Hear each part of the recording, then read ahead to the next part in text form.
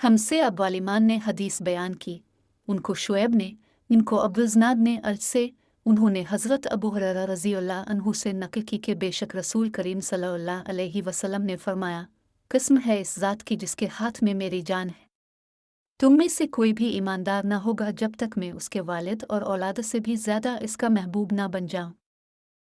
8 बाब हबवा अलैहि सल्लल्लाहु वसल्लम ने Ullmann embrace the essence of faith, the love for the Prophet. It's more than belief, it's a way of life. This love guides, inspires, and enlightens. It's not merely admiration, it's profound reverence.